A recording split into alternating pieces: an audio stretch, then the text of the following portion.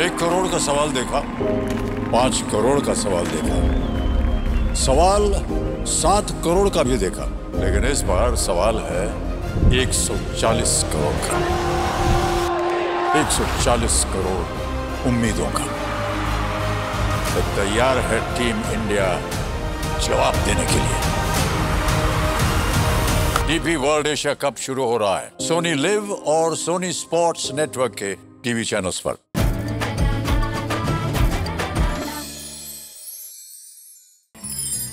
ठेल्यावर मिळणारी कच्ची दाबेली करण्यासाठी साहित्य: 5 बटाटे, पाणी, 3 ते 4 मोठे चमचे धणे, 1 चमचा बडीशोप, 1 चमचा जिरं, छोटा दालचिनीचा तुकडा, 5 लवंगा, 5 काळी मिरी, 1 चमचा लाल तिखट, पाव चमचा चाट मसाला, पाव चमचा काळं मीठ। बटाटा उकडून घेत याची सालं काढायची आणि किसून घ्यायचे। आता धणे, बडीशेप, जिरं, दालचिनी, लवंग, काळी मिरी भाजून घेत याची पूड करायची। आता यात तिखट, चाट मसाला आणि काळं मीठ घालत परत दळायचं। झाला आपला दाबेलीचा मसाला तयार। हिरवी चटणी करण्यासाठी लागणारे साहित्य: पाव कप पंढरपुरी डाळ, 2 हिरव्या मिरच्यांचे तुकडे, 1 लसूण पाकळी, कोथिंबीर, जरुरीनुसार पाणी, मसाला शेंगदाणे, 1 चमचा तेल, पाव कप भाजून सोललेले शेंगदाणे, पाव चमचा लाल तिखट, चिमूटभर मीठ। आता तिखट चटणीसाठी डाळवं, मिरच्या आणि लसूण कोरडं वाटत यात कोथिंबीर, मीठ आणि पाणी घालत हे परत दळून घ्यायचं। झाली आपली तिखट चटणी तयार। दाबेली करण्यासाठी लागणारे साहित्य: 1 मोठा चमचा तेल, 1 ते 2 मोठे चमचे दाबेली मसाला, जरुरीनुसार पाणी, चवीनुसार मीठ, उकडून सोलून किसलेला बटाटा, बारीक चिरलेली कोथिंबीर, डाळिंबाचे दाणे, मसाला शेंगदाणे, किसलेलं ओलं खोबरं, दाबेली पाव, बटर, नायलॉन शेव। आता तेलात शेंगदाणे परतून घ्यायचे आणि तिखट मिठात घोळवून घ्यायचे। आता तेलात तयार केलेला मसाला परतून घेत यात पाणी, मीठ घालत याला उकळी काढायची आणि यात किसलेला बटाटा घालायचा। वर कोथिंबीर घालायची। आता यावर डाळिंबाचे दाणे, शेंगदाणे, खोबरं, कोथिंबीर घालायची। झालं आपलं दाबेलीचं सारण तयार। आता पाव अशा पद्धतीने काप देत याला गोड आणि तिखट चटणी लावत यात सारण भरायचं। आता बटर लावत ही दाबेली खरपूस भाजून घ्यायची। आता शेंगदाणे आणि शेवेत घोळवायची। झाली आपली कच्ची दाबेली तयार। तर सगळ्यात आधी बटाटा आहे ना आपल्याला उकडून घ्यायचा आहे। तर मी इथे 5 बटाटे घेते। बटाटा माती खूप असते त्यामुळे हा स्वच्छ असा धुवून घ्यायचा। थोडा वेळ धुवून पाण्यात ठेवला तरी काही हरकत नाही, जेणेकरून त्यावरची माती आहे ना पूर्ण निघून जाईल। आता हा धुवून घेतलेला बटाटा याच्या मध्यभागी 2 फोडी करून घ्यायच्या, म्हणजे काय होतं ना बटाटा आतपर्यंत आणि पटकन शिजतो।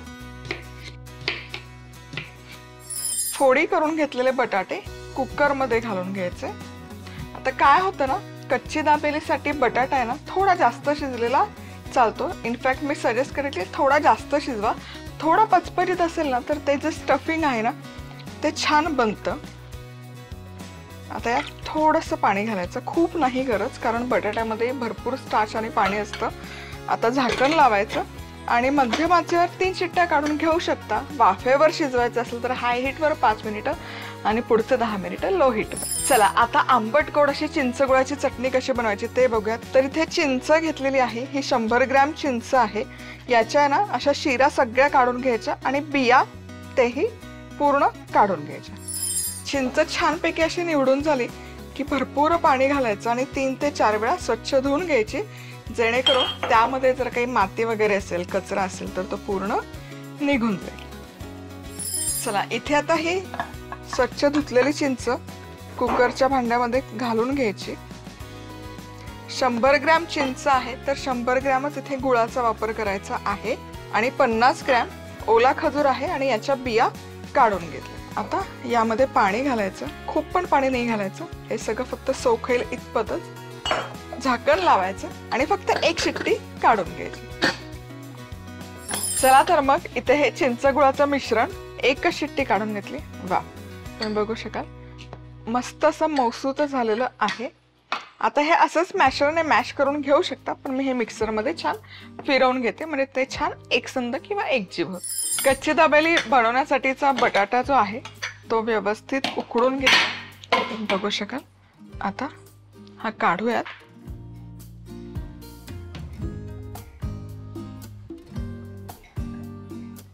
आता बटाटा काढून घेतला की अर्थातच साल काढून घेऊयात.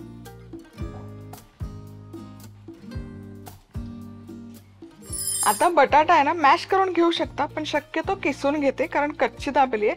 त्याचं मिश्रण आहे ना फार असं ओबड धोबड नसतं, छान असं सिल्की स्मूथ म्हणलं तरी चालेल, मौसूत असतं. चला आता कच्ची दाबेलीचा मसाला घरच्या घरी पण मस्त असा चटपटीत चवदार रुचकर कसा बनवायचा ते बघूयात. तर इथे ही एक लहान वाटीभर मी अख्खे धणे घेतलेत. धणे आधी हलकेसे भाजून घेऊयात मिनिटभर. धणे हलकेसे भाजत आले की यामध्ये घालायचे बडीशेप, 1 चमचाभर बडीशेप, 1 चमचा जिरं आणि खडे मसाले, ज्यामध्ये दालचिनीचा 1 तुकडा आहे. खूप नाही घ्यायचे खडे मसाले. 5 लवंग आणि 5 काळी मिरी. खूप जास्त दालचिनी किंवा बाकी मसाल्यांचा वापर करायचा नाहीये, नाहीतर काय होतं ना त्याचा कडवटपणा या मसाल्यात उतरतो. आता हा मसाला या कढईतच ठेवणार आहे 5 मिनिट, कारण कढई चांगली गरम आहे आणि जे नंतर मसाले घातले तेही छान त्या तापमानात भाजून निघतात. चला तर मग आता हे थंड झालेलं मिश्रण काढूयात मिक्सरच्या भांड्यामध्ये.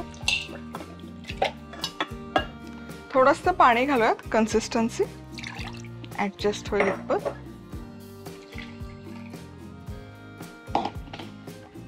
आणि हे छान पेस्ट तयार करूयात, ब्लेंड करूयात. चला हे वाटून तयार आहे. आता हे कढईत काढून घेऊयात. चला तर मग हे भाजलेले खडे मसाले मिक्सरच्या भांड्यामध्ये काढून घेतलेले आहेत. आता याची सगळ्यात आधी पूड तयार करूयात. जितकी शक्य असेल तितकी बारीक करून घे.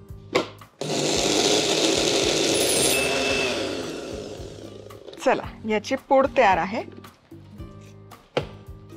आता यामध्ये पुढचे मसाले घालूयात. यात घालूयात 1 चमचाभर लाल तिखट, पाव चमचा चाट मसाला आणि तितकंच काळं मीठ. आणि हे पुन्हा सगळं एकत्र एकजीव करून घेऊया. चला हा मसाला छानपैकी वाटून तयार आहे. चेक करूयात कसं झालं ते. येस, मस्त सुवास तरवळतोय या ताज्या ताज्या मसाल्याचा आणि खूप सुंदर दिसतोय हा मसाला. आता हा आहे ना एका हवाबंद डब्यामध्ये तुम्ही स्टोर करू शकता. यातला साधारण अर्धा मसाला आत्ता जितके बटाटे उकडले त्यासाठी लागेल आणि उरलेला मसाला जेव्हा मी नेक्स्ट टाइम दाबेली बनवेल तेव्हा मी वापरेन. चला आता सारण तयार करूयात, पण त्याआधी इथे तव्यात आहे ना 1 चमचाभर तेल छान तापवून घेतलेलं आहे. आता इथे भाजून सोललेले शेंगदाणे आहेत, भाजून त्याचं टरफल काढलं. आता हे तेलामध्ये हलकेसे परतून घ्यायचे. काय ना कच्ची दाबेली बनवतो त्यासाठी सगळ्यात महत्त्वाचं म्हणजे शेंगदाणे, आणि ते असे मस्त खमंग झाले पाहिजे. त्यामुळे भाजलेले शेंगदाणे टरफल काढून पुन्हा हे तेलात हलकेसे परतून घेणं पण गरजेचं आहे. शेंगदाणे तेलात परतल्यामुळे ते आणखी खमंग आणि खुटखुटीत होतात. त्यामुळे ही स्टेप गरजेची आहे, तेलात पुन्हा भाजून घ्यायची. स्टोरपॉट तिखट शेंगदाणे मिळतात ते घेतले तरी काही हरकत नाही. आता यावर घालायचे लाल तिखट आणि अगदी थोडंसं मीठ. आणि हे शेंगदाणे छानपैकी या तिखटामध्ये कोट करूया. चला हे आपलं तिखटाचं मस्त असं कोटिंग आलेलं आहे या शेंगदाण्यांना. आता हे काढूयात सेपरेट डिशमध्ये. आता शेंगदाणे काढून घेतले की तो तवा आहे त्यामध्येच आणखी तेल ऍड केलेलं आहे. तवा धुवून वगैरे नाही घ्यायचा. आणि यामध्ये हा दाबेली मसाला घालूयात. वा, आणि हा मसाला आधी तेलात परतून घेऊयात. तेल खूप हाय हीटवर ठेवायचं नाहीये. आणि हा मसाला छान परतून घेऊयात. 1 मिनिटभर, खूप नाही परतायचं. आणि तेल खूप हाय हीटवर नाही ठेवायचं, मंद आचेवरच परतून घ्यायचा, नाहीतर मसाला करपेल खूप जास्त आज ठेवलं. चला मसाला छानपैकी परतून झाला की यामध्ये पाणी घालूयात. पाणी घालणं गरजेचं आहे, पण खूपही नाही, अगदी थोडंसं. आणि यामध्ये चवीनुसार मीठ. हे मिक्स करूया.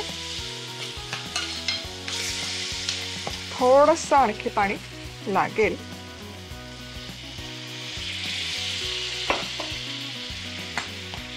आता या मसाल्याला आहे ना वर तेलाचा तवंग येईपर्यंत एक उकळी काढायची. मस्त तुम्ही बघू शकाल काय सुंदर रंग आलेला आहे, उकळी आलेली आहे, तेलाचा तवंग वर आलेला आहे आणि सुवास ताज्या ताज्या मसाल्याचा इतका सुंदर दरवळत आहे. आता हा जो बटाटा किसून आपण घेतलेला आहे हा यामध्ये घालूयात आणि हे ना छान मिक्स करूयात. आता असं वाटलं की हे सुकं होईल मिश्रण तर थोडंसं पाणी वरण पण घालूयात, कारण जसं मी आधी सांगितलं की दाबेलीचं मिश्रण आहे ना हलकंसं मऊ हवं, पचपचित नाही पण थोडंसं मऊसूद हवं. हे असं 3 ते 4 मिनिटं हे मिश्रण छान परतून घेतलेलं आहे. तुम्ही बघू शकाल मस्त रंग आलेला आहे, टेक्स्चरही परफेक्ट दाबेलीचा बटाटा मिळतो ना तसंच झालेलं आहे. आता यामध्ये कोथिंबीर घालते, गॅस बंद करूयात आणि आपल्याला मिळतं ना स्ट्रीटवर तसं हे छान गार्निश करूयात मसाल्याचं मिश्रण. चला आता तिखट चटणी पण बनवूयाच की. तर सगळ्यात आधी इथे 3 चमचे डाळवं घेतलेलं आहे, यामध्ये हिरव्या मिरच्या घालूयात 2, एकच लसूण पाकळी आणि अजिबात पाणी न घालता आधी हे मिक्सरला फिरवून घेऊयात.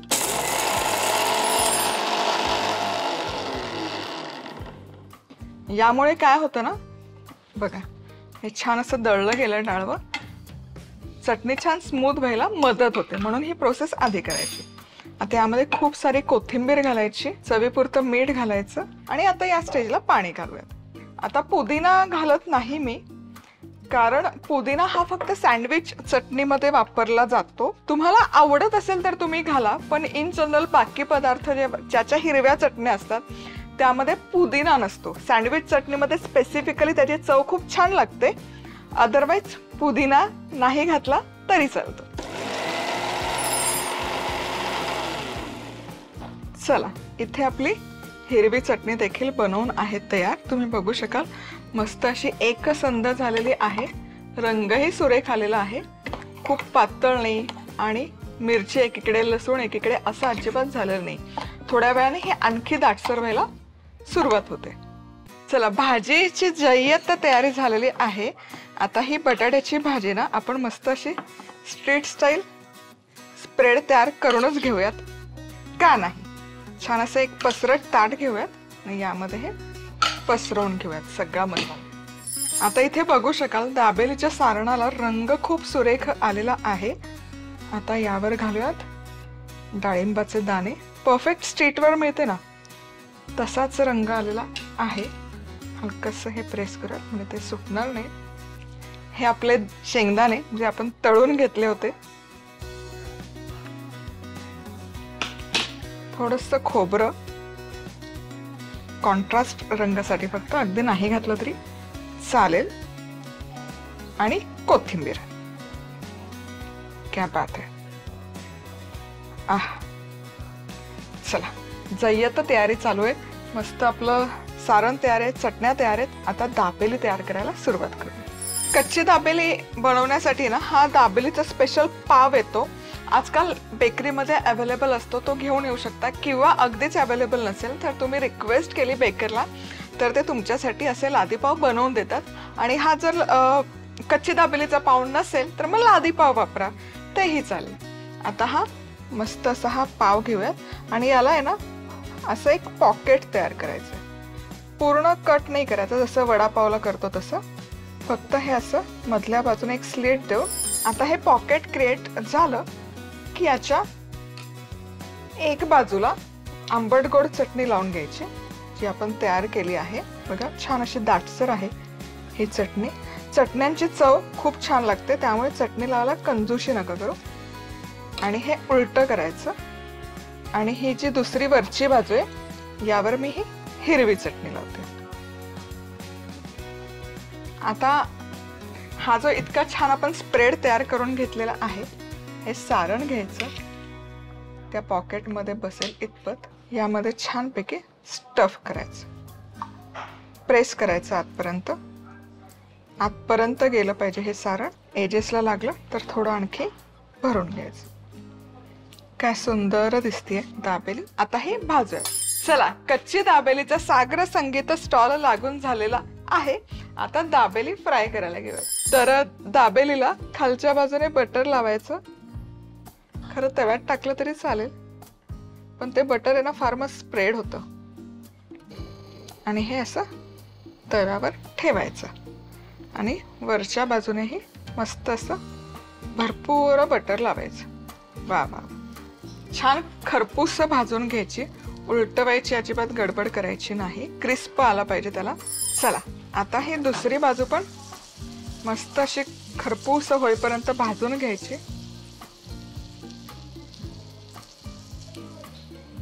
वा,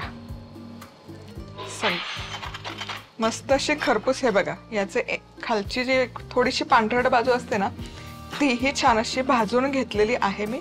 सगळ्या बाजूने खरपूस भाजून झाली की पुढची तयारी. थोडीशी पहिले शेंगदाण्यामध्ये घोळवायची,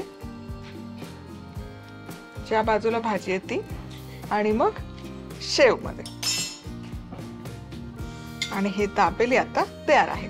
लगोलग खायची असेल तर खाऊच शकता की, पण थोड्या वेळाने खाणार असाल, दमाने खाणार असाल तर अशी मस्त एक जाळी घ्यायची आणि ही जाळीवर ठेवायची, म्हणजे मग त्याला वाफ येत नाही.